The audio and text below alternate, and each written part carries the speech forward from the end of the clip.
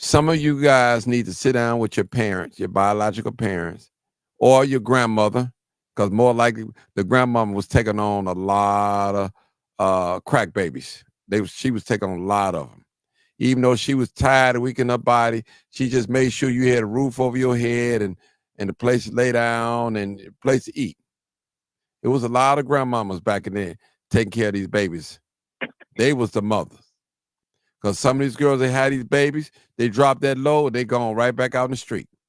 Back in the street. I'm telling you. What about Man, this, Martin? yeah. Hold on. Who said that? Yeah. All the young people saying is, hold on. It's not the white man's fault. No, brother, hold on. Hey, young man, let me explain something to you. That's all we're saying. That's all the no. generation. You haven't even heard us say nothing about the white man. Let me just tell you this, bro. Let me just say, I want you to learn something in life. Just keep living. Listen, what kind of person or people or race of people would put something in a community like that and know what it would do, the effects of it? Is that an evil person? What community would pick it up and use it? Hold on. Is it first of all, let me just say this to you.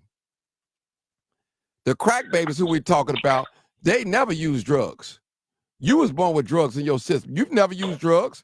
I don't know what you're doing now, but I'm talking about when you was born. So who do you blame? You blame your mother?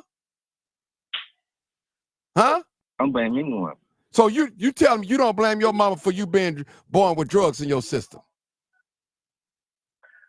I can't help how I was born. That's my point. My point. But who put drugs in your system? Did your mother do it? Did it? Huh? She did it, but I'm not putting no blame on her. Well, and you can't hold her accountable for her actions? Only people I can hold accountable is whoever I grew up with. Brother, hold on. How you gonna hold people who you grew up with and you can't hold your own mother accountable for you born with drugs in your system? That don't make sense. I can't even remember none of that. How can I hold her accountable? Brother, you just told me that you was born with drugs in your system. So yeah, I seen the paperwork. Okay, now you can't hold your mother accountable for what she did? Only can hold the people accountable in the household I was born in, grew up in. Okay, you born in. Well, who you born to? Your mama had you, didn't she? Yep. The household I grew up in. You ain't making sense, bro. You're not making sense. So the very woman that had you, I can hold accountable. So you can't hold on. So actually, hold it. Actually, making perfect sense. Hold it. Because go ahead. Go ahead, Sam. Go ahead, Sam. Not to cut y'all off, but it's a mental thing, because I adopted my sister's children because she was on drugs, and where they should have fought their mother, they don't. See? So I guess it may be a coping mechanism amongst them, because I'm not saying that he act like the rest of them, but they act alike. Let me say this, Sam. Let me say this. First of all, young brother, no disrespect to you. I share my platform with all you guys. Now, listen, brother. Everybody that picked up a drug that sold it, everybody picked up a drug that used it, should be held accountable. Period. I'm talking about the drug dealer and the drug user. That's what I'm talking about. We are to get out here and help rebuild our community up. Make our wrongs right. Because listen, you're not responsible if you're born white or black. You can't choose your parents when you're born in this world. For you not to say that you don't hold your mother accountable is wrong. It's dead wrong. I hold the household more accountable. But no. I ain't talking about your household. I'm talking about your mom who had you, your biological mother. Well, Well, what Can't help happened that. in the household? See, it might have been something that happened in the household because a lot of these kids was being placed in households that they were being mistreated in. They didn't feel equal to the biological Right. children. They were being bullied by the biological children because maybe the parents wanted them there, but the kids didn't want them there. So, Now- it's just like, Okay, let me I say hit the this. lottery on the crack baby adoption. Okay, hold it. Let me just say this. Now I got a text. I hit the lottery. Okay, hold on. I got a text, and the text simply says, accountability is everything. There's a I difference said it. from sympathy and empathy. Let me say that again. That's a good point. There's a difference from sympathy and empathy. I think that's a great point. That's a great point. That is a great point. So I'm telling my young brother, not one time on this podcast, now you heard me blame the white man. I know he put it in the community. Listen, it ain't made it. It's not made in this country. It's not made in the black community. But I'm I know saying, we picked it up. yeah, we picked it up. We picked it up. And if we We picked gotta it up, blame ourselves. right. So why can't you blame your mother for picking it up? She black, is she? Is she I white? can't help how I was. Brother, I'm asking you, why can't you blame your mother for picking it up? Now you can't hold on. You can't hold on, brother. You cannot hold other black people accountable, and you don't hold your own mother accountable if she black. No, we hold the black community accountable. No, brother, hold on. We ain't talking about community right now.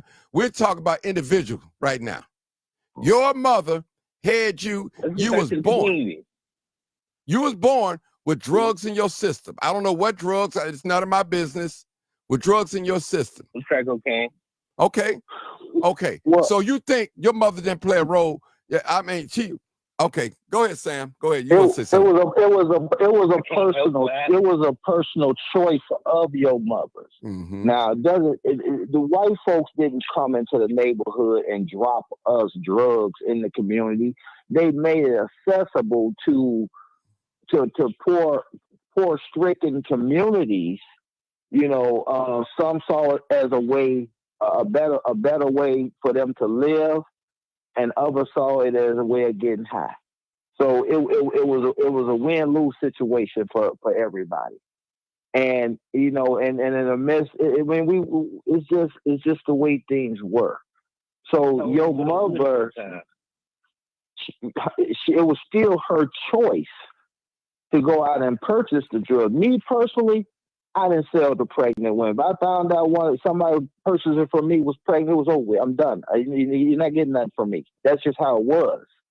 But okay, there was other people that said, Sam, I got another text. Go, I'll let you talk. It said, but had his mother had not had her problem, he would have not grown up in the household that he was forced to live in. I'm gonna read that again.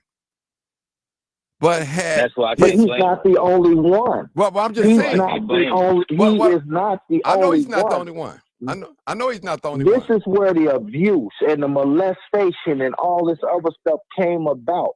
And a lot of these adults are victims.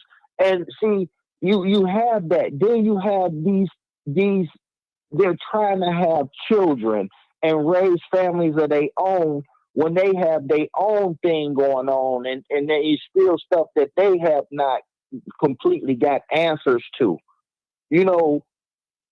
I can only imagine. And every mother or father during that time didn't do drugs. There was a choice. I mean, I have children, and my oldest would have been 35, and we don't have, kids that had substance abuse problems. Yes, it was the 90s. You either sold drugs, you was selling drugs, or you was doing drugs. That's just the way things was. And yes, we had mailmans, we had people with great jobs, and they was what we would call functioning crackheads. Mm-hmm. They would do crack on their job. Martin, you know the mailman over there on 70th and Wentworth. Hell, the whole community was looking for that man, to get their food stamps, and he'd be locked up somewhere getting high. He come out there 8, 9 o'clock at night, delivering mail, trying to deliver mail. You know what I'm saying? But it was just during that time. And a lot of these kids, being people in his age group, were victims. Victims by their parents, victims by their adopters, victims, by people. And what I mean by victims is shame the devil. What I mean by victims is not being treated in a household that you was forced to live in. You know what I'm saying? Because I'm pretty sure you would have rather lived with your mother. I wouldn't. Well, Martin, maybe given the circumstances. But okay, go ahead. Okay, let me take this new caller. 1381, new call. Thank you for holding, caller. Hey, what's going on? I just want to put this out here. I just want to put this out here for our crack, because I keep hearing emphasis on the mothers. And even with the young man talking to, the emphasis on the mothers. That's a chemical drug. So it brings about a chemical change. They teach you in science about chemical changes, even in grammar school. So that chemical change, it ain't got to be the mama. It may not be the mama that the effects come through. Yeah, the baby may come through the mama, but what you take in as a man, go through your liver. Your liver was the one that produced the drops of sperm. So when crack in that sperm in that man's, testicles, you know what I'm saying? That can bring about the bad effects in a child. And not just that, but to the young brother on the phone, if you look at the community, it ain't just the people. It take effect of the community as a whole. A lot of these abandoned lots was buildings there. People were selling drugs all out them buildings, getting high all in them buildings. Homes catching on fire because people, crack pipes blowing up, in their faces, etc. The crack epidemic killed our communities, made a tragedy in our communities. And then, we got crack in the 80s, but they done tested that to see the results in the 30s, in the 40s. So they knew what the crack epidemic would do to our communities, what it'll do to the body, what it'll do to the brain, to where that's the way we getting the effects. Even if you ain't have someone in your family that was on crack, just being in them environments bring about a mental issue to the children in that neighborhood because they seeing these things.